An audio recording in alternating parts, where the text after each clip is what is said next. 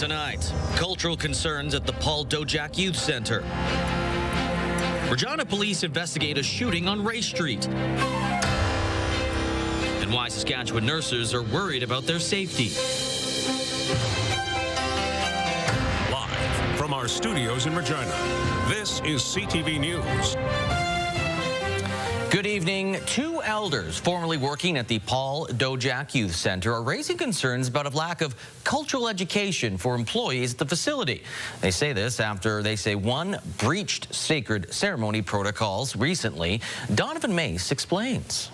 Good morning. My name. Elders Melanie Fisher and Calvin Pelchier claim they were dismissed from their positions at the Paul Dojack Youth Centre after bringing forward complaints an employee at the facility broke sacred ceremony protocol. Our ceremonies are not performances. They are not performances. They are sacred. They hold spiritual weight and responsibility. They didn't want to smudge. I was told they didn't like the smell of burning sage or sweet grass. The elders say a staff member participated in a ceremony during a center cultural camp while menstruating, a serious breach of traditional practices. Women are very powerful when they're on their time, and it affects our medicines from working. Because our protocol was broken, people suffered, and I can't stress that enough. Now, according to documents provided by Fisher and Pelchier, the youth center did conduct an internal review of the incident, which found staff lacked adequate knowledge and understanding of specific Indigenous ceremonial practices.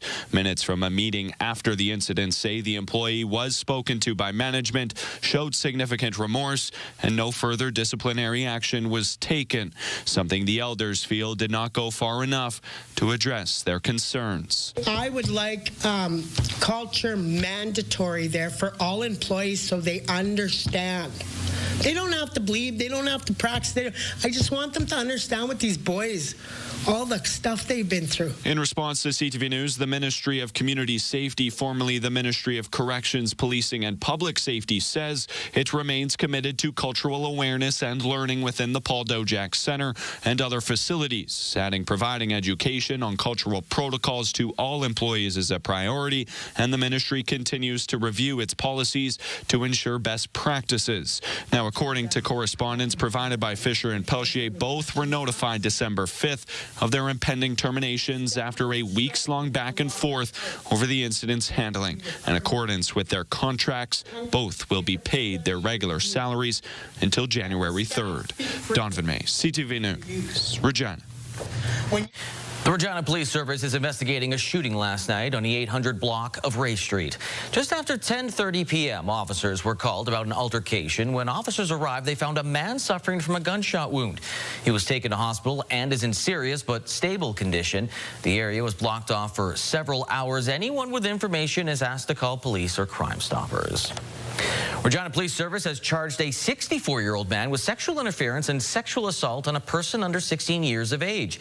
The alleged incident took place in July of this year. Jeffrey Craig Salkeld was arrested on December the 9th and made his first court appearance on the 10th. The Saskatchewan Union of Nurses is sounding the alarm about workplace safety across the province. They are calling on the Saskatchewan Health Authority to take immediate action as instances of violence against nurses are on the rise. Jacob Carr has more.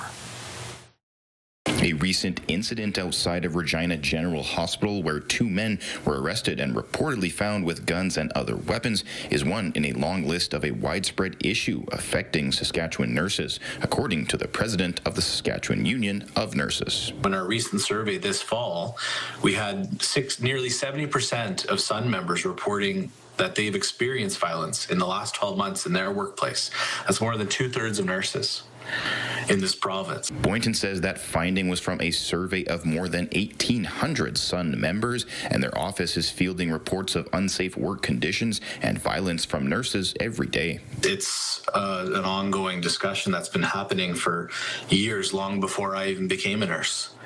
violence has been occurring, and it's only continuing to get worse. The Saskatchewan Union of Nurses has come up with a list of things they would like to see from the Saskatchewan Health Authority to make workplaces safer for nurses. That includes installing metal detectors, providing additional security, implementing new policies, and a system for flagging patients with previous violence against staff. We had over 50% of our members say that they're considering leaving, the province or the profession altogether. Another quarter can retire tomorrow. And so if we continue not to do anything and leave room for violence to continue to occur, we're making it very easy for those people to make that call. Boynton says there needs to be a violence prevention strategy put in place by the provincial government and SHA today, and that he will continue to push for a plan. The Saskatchewan Health Authority said in a statement that in a meeting today with the Saskatchewan Union of Nurses, concerns were discussed, and they are taking a collaborative approach to addressing safety and security in the province's hospitals. Jacob Carr, CTV News, Regina. Regina City Councillors are getting ready to debate the city's budget. Budget talks will cover the police budget before moving into discussion on the operating and capital budgets.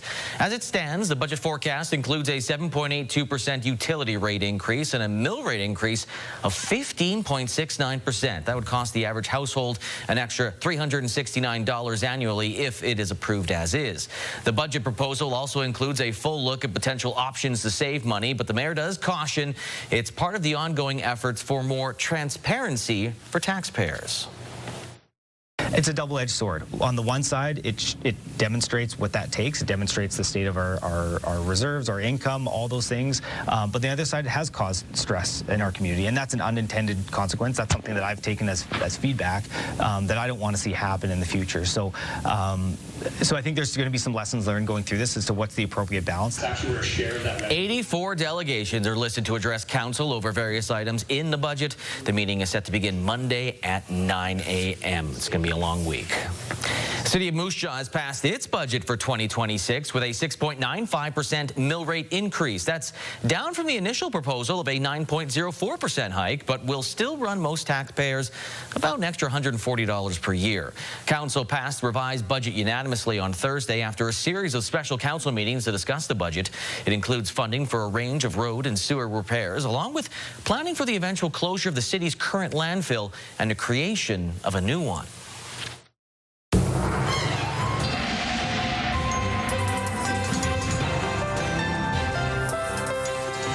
Plug in those vehicles, Sabine. We've got another cold night ahead of us. Plug it in, plug it in. Do you remember that commercial? Glade, of course. Yeah, all right, and that's what we're going to want to make sure we're doing with our vehicles tonight and possibly for tomorrow morning into the afternoon. We'll start to see those temperatures ease a little bit before we see a warm up for a few days, and then the cold temperatures return. Now, they're not loading on the map right now, but we are under some extreme cold warnings in many parts of the province. The Southwest still seeing some snowfall warnings as well. Hard to see because obviously the snow is making its way through that corner right now on the radar satellite. Temperatures, though, is what we're going to talk about as we're heading into tonight and into tomorrow morning.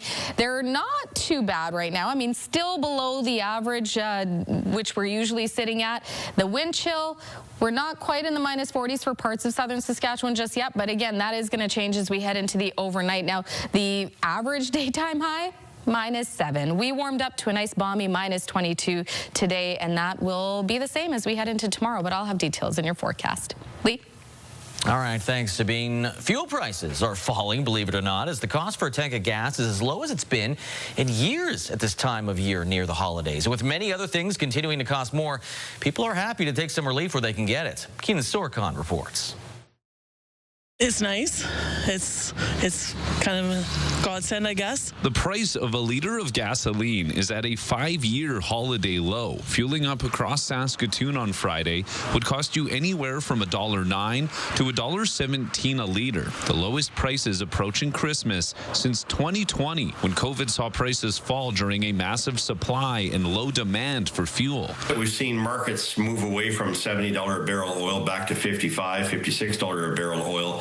that's one of the big reasons why we've seen a price drop at this time of year. Energy analyst Dan McTeague says a number of things coming together are driving prices down. Refineries are running optimally. Companies have switched over to the more inexpensive winter blend. The carbon tax is gone, and the dollar is holding strong right now. I'm not expecting any surge, unless, of course, there's some geopolitical matter that takes place. Hard to say, but under the circumstances, in my 30 years of doing this, it looks like what you see is what you're going to get, perhaps with prices dropping a little bit. Diesel prices are holding on, and prices might see a modest decrease for the rest of the year, hoping consumers save for other things. I have teenagers, so yeah, it means more money for groceries. While this can be seen as a small win, the savings shouldn't be overstated.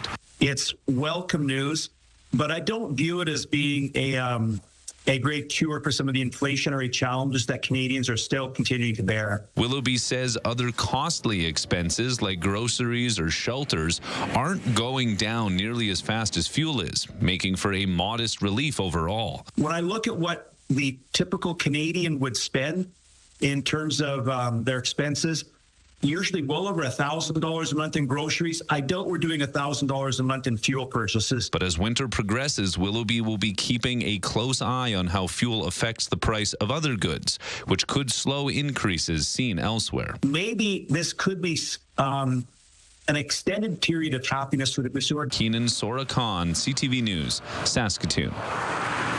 RCMP are investigating after 3 valuable dogs were stolen from a rural Saskatchewan property. CTV Stacey Hines spoke with police for the latest. RCMP are searching for a dog napper after 3 large dogs were stolen from a yard northeast of Melfort. This is one of the 3 dogs. They are Central Asian Shepherds, a breed RCMP say is uncommon, hard to get, and extremely valuable. Canadian pet store Pet O Pets says the dog typically sells for between $2,400 and $2,900. Police say the dogs were taken from a property in the RM of Willow Creek around December 2nd. The information that we received from the homeowner does lead us to suspect that there is a more high likelihood that these dogs were taken from the property rather than simply left the property themselves. RCMP say the dogs are microchipped, have identification tattoos, and were wearing GPS collars. Officer Ryan Case says one of those collars has since been recovered and appears to have been removed. He says missing dog reports are common,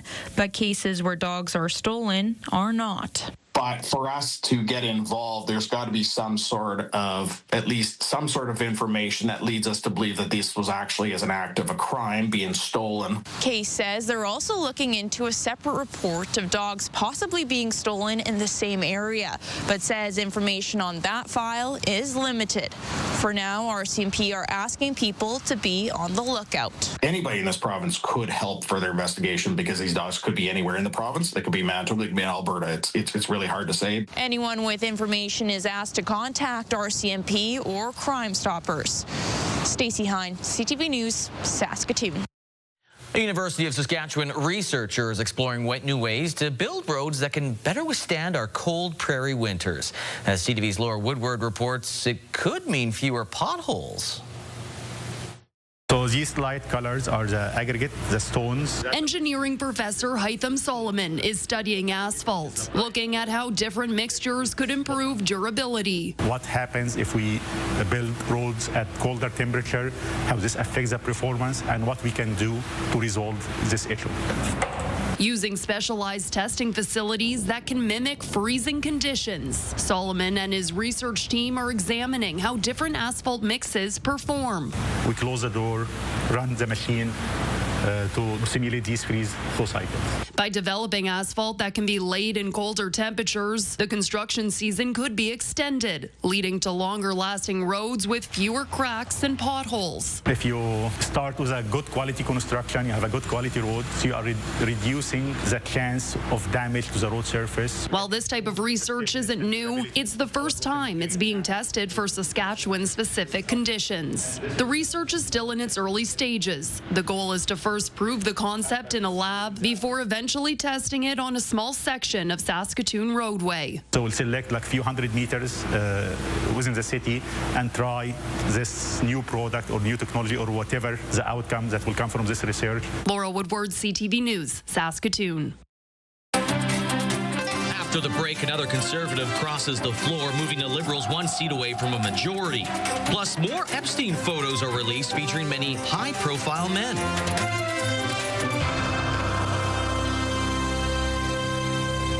Lots of reaction today in Ottawa after Conservative MP Michael Ma crossed the floor to join the Liberal Party, who are now on the brink of a majority government. It's a blow to the opposition and leader Pierre Poilievre ahead of next month's leadership review. Judy Trin has the latest.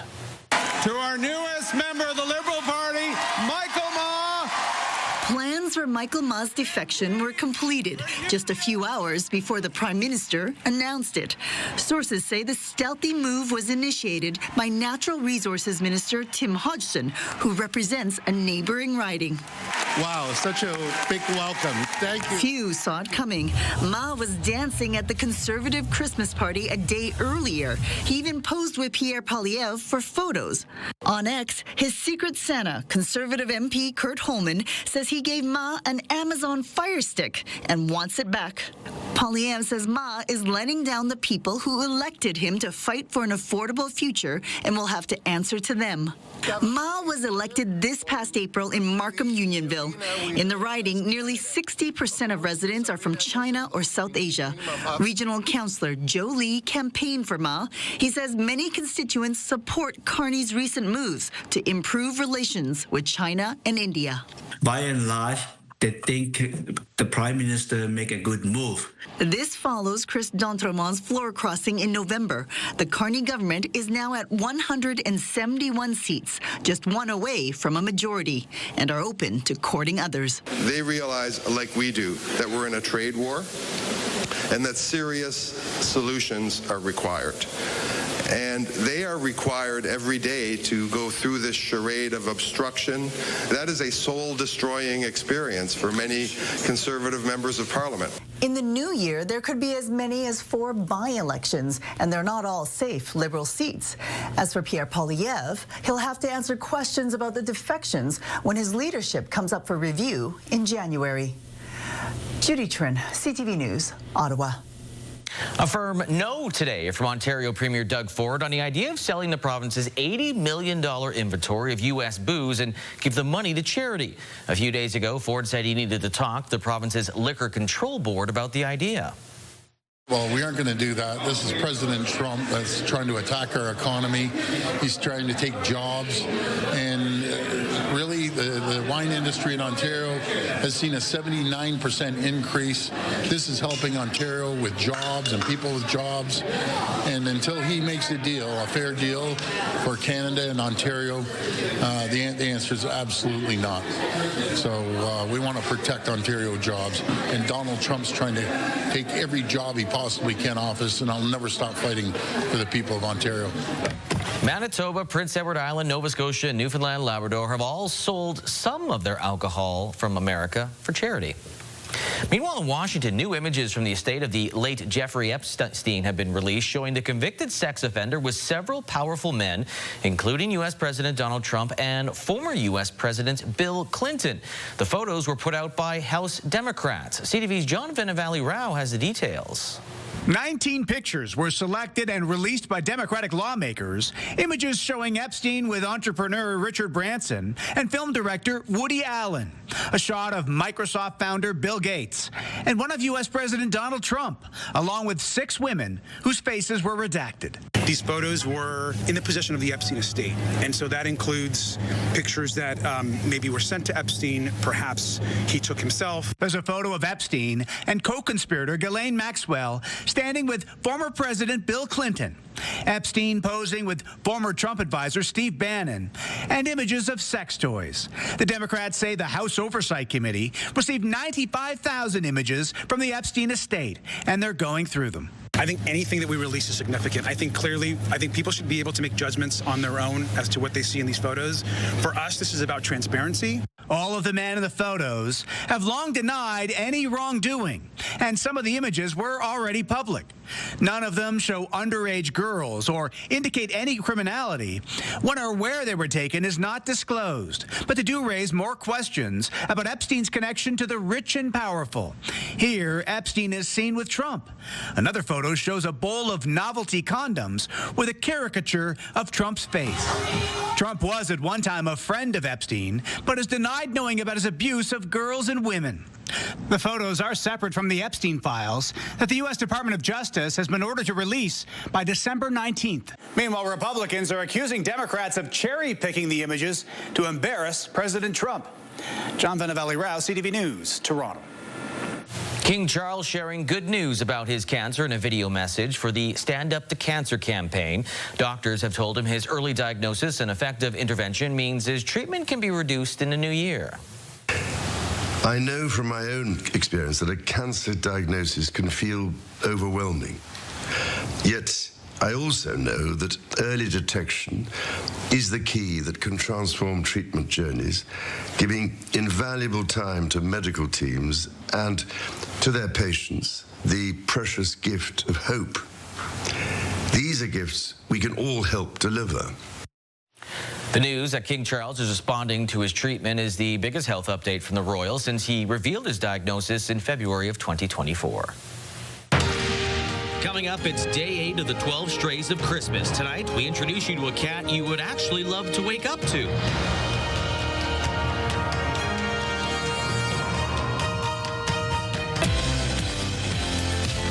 North Cornwall taking steps to tighten the border. Monday on Your Morning, we are in conversation with Canada Border Services Agency as they look back on 2025.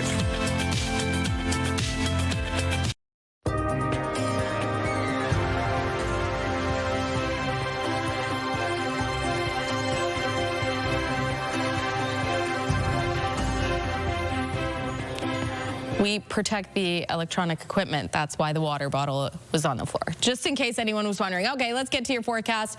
It's a cold one, and it's going to remain cold as we head into tonight and into tomorrow. Minus 25 is what we're sitting at right now in Regina, with a wind chill of minus 35. As we head into the overnight, it'll be a wind chill of about minus 42. So we do still have these extreme cold warnings across most of the province, from the north down into central southern Saskatchewan. And we do have some snowfall, blowing snow warnings in, sorry, not blowing snow, just snowfall warnings in the southwest. That is due to the snow system that you can see on the radar satellite coming through.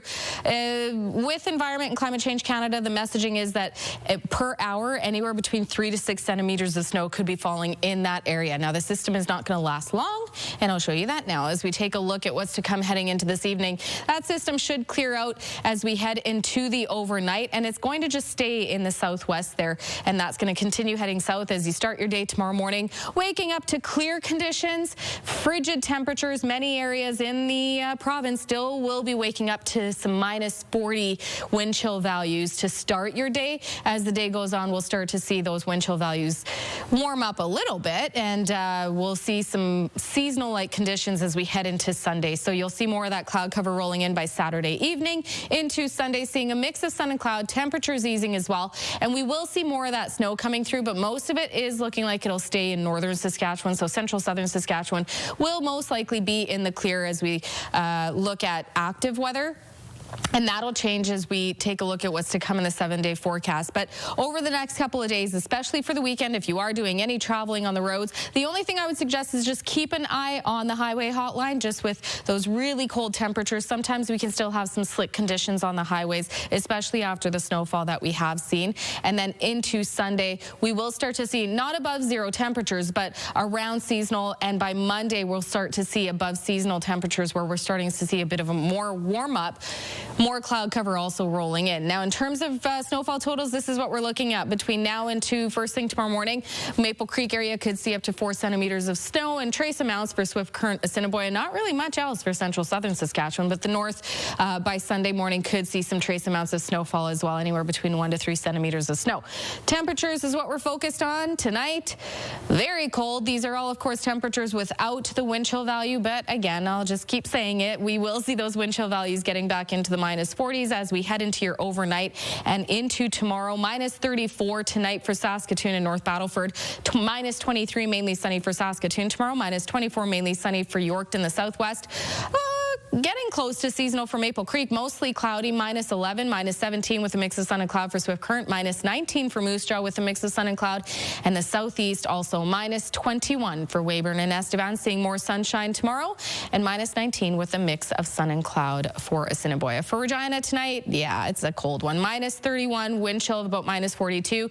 And again, tomorrow, the daytime high, expected daytime high is minus 24 with a wind chill of, again, to start your day around minus 41, minus 42. And then as the day goes on, we will start to see those wind chill values get closer into the minus 30s. Wind not too bad tomorrow, but that's going to change as we take a look at what's to come for next week. So yeah, this is a roller coaster ride. Minus 24 tomorrow. By Sunday, minus 3, a mix of sun and cloud. By Monday, 0, a mix of sun and cloud. Tuesday, minus 1, a mix of sun and cloud.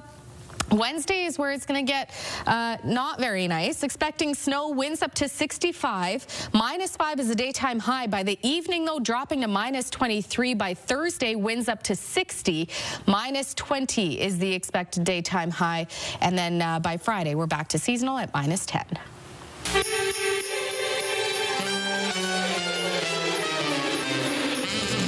Welcome to the 12 Strays of Christmas. It is day 8, and we've been pretty successful so far. Today, we're going to introduce you to a cat that's something to crow about. The name's Rooster, of course. Bill joins us from the Regina Humane Society. And Bill, what can you tell us about Rooster? Well, I can tell you that Rooster is a very kind and gentle gentleman, I guess it is. Doesn't mind being held here. Male cat, which isn't surprising. About 80% of orange cats are male, about 4 years old as well. And I think he would fit in. He did come in as a stray, so it's true for the 12 Strays of Christmas this year. He'd love to be home for Christmas and put shelter life behind him, even though he's kind of liking it in here. He's in our really nice cat community room with a couple other cats, so he does get along, generally speaking, with other cats, so that shouldn't be a problem for this guy, and we'd love to see him go home, even this weekend, but certainly before Christmas. As you saw in the picture for the viewers, he's kind of got like a golden brown eye, which is that the reason? Well, both of them are kind of, I don't know if you can see him there, but he's got really nice eyes, and really gentle. He's purring away here, too, and doesn't mind being held, as you can see. He's just settling right in. Kind of like the sun-nosed golden eye. So is that why he was called Rooster, or is he a big fan of Top Gun Maverick? Let's go with the second one. I think that's what I thought of when I saw the name, so we'll go with that. But I'm a plain guy, so. Yeah, exactly. I guess you mentioned it seems like a very kind cat. Can go with other cats, as you've mentioned. Yep. For the weather in this capacity, have you seen a lot of interest in Humane Society right now? Because weather kind of slows people down when it comes to taking a look at adoptions. Yeah, well, that's one thing that 12 Strays of Christmas is really awesome for is, we know people are busy and it's the holiday season, they're shopping and they're planning to visit family, friends and such. And we just want to remind people that we still have, in spite of all that, it's going to go climbing, we have some homeless pets here, a lot of them, and we'd love to see them go home. And so that's why we have this, just to keep a bit of a spotlight on the fact that they're still looking for homes. I'm just going to put him down. He's had enough, I think. But that is one thing that is very important this time of year. We know it's busy, but we still got to get the job done. Yeah, you mentioned, there's some homeless pets there. How is the shelter as far as capacity is concerned? Because we do know earlier this week we talked about the puppies that were abandoned near you. So that's another chunk of animals that you guys received. Yeah, it's been busy. I'd have to check the numbers, but we started November 25th with 180 in our care, and that would be considered full for sure. And we've seen a lot go home, but we've also seen a lot coming in, the puppies that you mentioned, and we actually have a lot of puppies right now and a lot of cats too. So we know it's cold out there, and people are maybe hunkering down indoors a little bit, but why not come and give us a visit? It's nice and warm in here. The floors are heated, so the animals and people are comfortable, and have a look around. Maybe you'll meet your new friend. You never know. Yeah, we want to get some of these animals home, especially Rooster, since he is day 8's adoptable. So if you are interested in Rooster, I tell you, those eyes are beautiful. So if you are looking for a cat, Rooster might be the one for you with the 12 Strays of Christmas. Thank you, Bill. Thanks. 12 Strays of Christmas, brought to you by Flooring Superstore. Quality flooring at great prices. Still ahead, can the Swift Current Broncos snap their losing ways against Saskatchewan's top WHL team?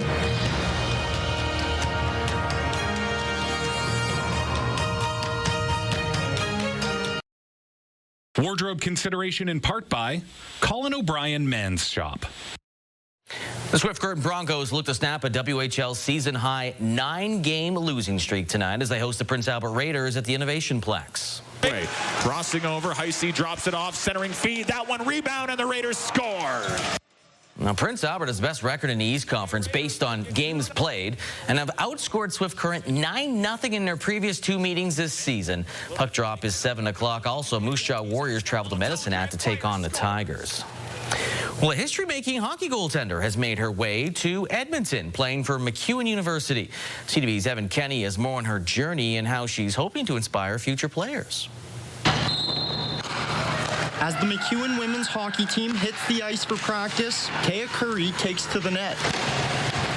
The 21-year-old rookie hails from small-town Ontario, where she made hockey history. My career's been a little different, unique than many players. 5 years ago, Curry became the first-ever female drafted by the Ontario Hockey League. My family's just at TV watching it, and my name popped up to sign a stick, and that was a pretty exciting moment when so many people reached out to me. One of those messages came from Curry's favorite player. I always said Shannon Zabadoff when I was really little. 3-time Olympic medalist Shannon Zabados, who actually played for the MacEwan men's team in 2007, sent this. Congrats, Taya. Watch this live. Can't wait to watch you on the world stage one day. She was one that really stuck out to me. It's cool because she even played here. You want one chance?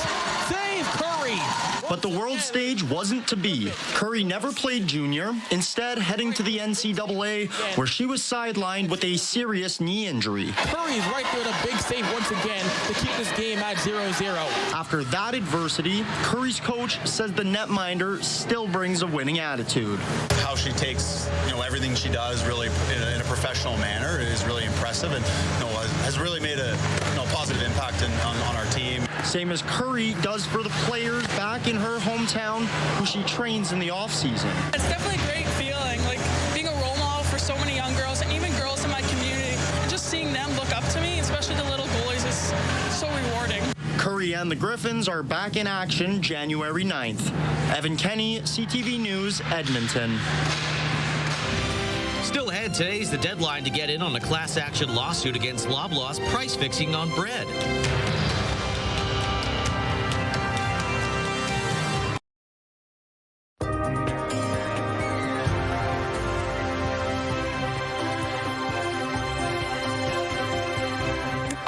Take a look at your rural forecast heading into the weekend, and we're going to see those temperatures.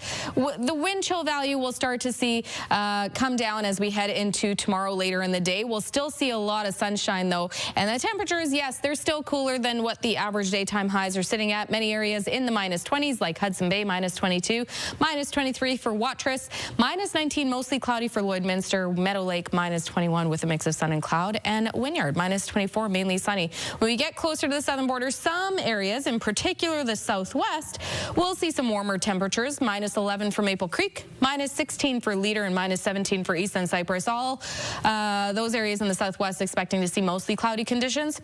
More sunshine in the southeast. Carlisle sunny and -21, -23 for Broadview, and Lumsden and Pilot Butte -24, mainly sunny conditions. Now, if we take a closer look at Etonia, which is located about 200 kilometers northwest of Saskatoon, and where internet speeds up to 1 gig available through SaskTel, tomorrow -17 is a daytime high with a mix of sun and cloud. The wind chill value for the area expecting to be around -27, and this actually is also looking like the similar temperatures that we're going to see as we head into the evening. So expecting a low of about -19 and the wind chill of -27.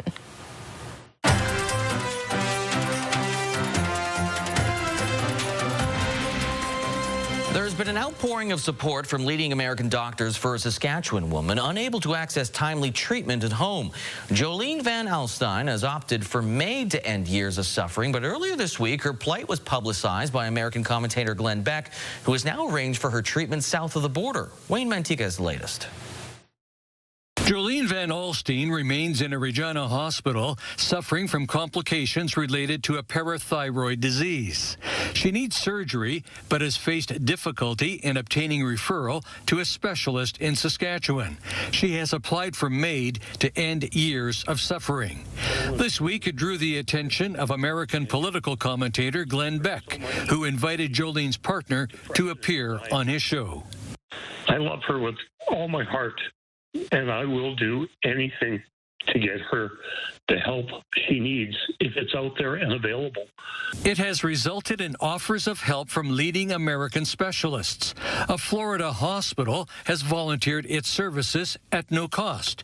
Even Dr. Oz is using his connections. Her family is overwhelmed by the support. Miles, you're not alone. And neither is Jolene. We'll find a way to make this happen if it is at all possible. Commentator Glenn Beck has arranged to fly the Saskatchewan woman to the U.S. as soon as details can be finalized. Saskatchewan's premier believes help is available in Canada. That there has been an opportunity to see specialists in Saskatchewan and outside of Saskatchewan, and those conversations about maybe potentially seeing additional specialists continue with the Minister's Office and the Ministry of Health. And so if there's a difference between what a specialist can do in the U.S. versus what a specialist can do in Canada, I don't know the answer to that. Those trying to assist believe the Saskatchewan woman has a long road ahead of her, but that she can be helped. Wayne Mantica, CTV News, Regina. It's the final day to claim a slice of the Loblaw bread price-fixing settlement. CTV's Scott Hurst has more on what you need to know to get some money back. This is your chance to get money from a $500 million settlement, and today is the last call to submit a claim. Anyone across the country can apply, all Canadian residents over the age of 18. No proof of purchase is necessary, so no stress trying to find an old grocery receipt. You're eligible if you bought packaged bread between 2001 and 2021. You just need to file a claim online. There is a separate claim process for Quebec residents. This stems from accusations against Loblaw and its parent company of engaging in an industry-wide scheme to fix the price of bread, along with other big players in the grocery industry who have denied involvement. We've been litigating for 8 years. It's been very difficult. It's an expensive, protracted, slow process. But we did our best to hold Loblaw's feet to the fire. But to their credit, they came to the table. But the most important thing, in addition to the money, the other really important feature is that we're going to be getting information from Loblaws in Q1 next year, which we hope will, let's just say, bolster our cases against the other alleged co-conspirators. Payments will be made by Interac e-transfer or by check. If requested, you'll likely see that money within 6 to 12 months. Scott Hurst, CTV News, Toronto. A new scientific journal is showing that resident killer whales and dolphins have developed a unique bond. CTV's Andy Garland explains how. It was an accidental run-in with something they've never seen before for researchers with UBC and Dalhousie University. We were there to study just the feeding behavior of the northern resident killer whales. You discover things you never expected. And what they witnessed in 2020 while in the Johnstone Strait off northern Vancouver Island was that the killer whales were feeding on Chinook salmon, and they were working together with Pacific white-sided dolphins. When a killer whale started its dive, often there was a dolphin ahead of it, and so the killer whale was actually following the dolphin. Researchers knew the pair hung out, but assumed dolphins were there to either harass, play, or even try and steal some fish from the killer whales. We never expected to see this level of cooperation, and we're just astounded. There's absolutely no aggression between them. Customized animal tracking solution tags, or CATs, were placed on killer whales, which collects audio and video, as well as other data, and gave researchers insight into how these two species would go after salmon together. They were hearing the dolphins echolocating, trying to find Chinook salmon, which are too big for them to capture themselves, but they're perfect targets for them to identify and find. And then the killer whale would take over to do the kill. The killer whales would resurface and share its kill with others from its pod. We see that, the dolphins are going after the scraps. So both species are kind of getting salmon. Another theory researchers have to why these two have a mutual bond is that the resident killer whales are acting like bodyguards from Big's killer whales who prey on dolphins. As long as the whales are hanging out with the dolphins have some protection. Researchers plan on collecting more data and hope this will prompt others to share information that they've seen on the unexpected relationship between these two. And this probably started well over 1,000 years ago. It's not a new trick. Andy Garland, CTV News. Farm markets, canola street price down $6.40 to $547.02 per ton, while the futures price is down $12.90 to $618.40 per ton. Amber durum wheat stays the same, $282.27 per ton. Red spring wheat's up 61 cents to $248.16 per ton. Feed barley stays the same, $213.59 per ton. Flax, $626.04 per ton. Prices courtesy of Bunge. As for the markets, the TSX dropped 133 points, Dow Jones by 245. The Canadian dollar, it did drop a little bit, 0.02% to 72.63 cents U.S. Commodities, gold went up $19.44. West Texas Intermediate crude down 21 cents, while Western Canadian Select crude was down 43 cents. And gas in Regina, you saw a little bit of a taste of it, that it went down again out of the story earlier today. It is commonly found for $1.27.9 cents per liter.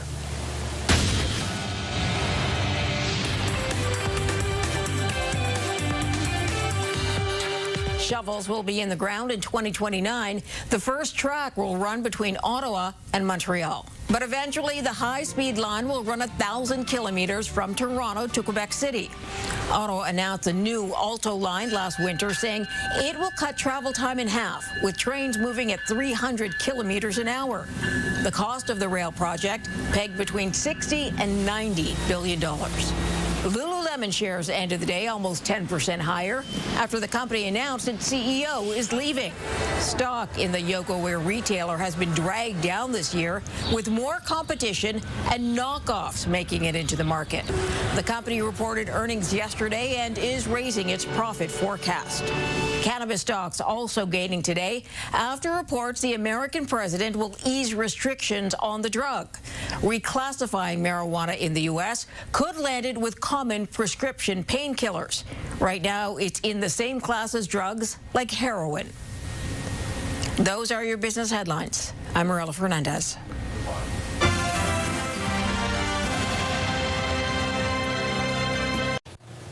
Coming up tonight after the newscast, Happy's Face, maybe. Stumble, Hell's Kitchen. We got shows. Yeah, there's stuff on TV. Despite the freezing temperatures, people came out to see the Coca-Cola Caravan on display in Regina last night. Yeah, the iconic big red truck, all decorated in Christmas lights, was at the Cooperator Center spreading holiday cheer.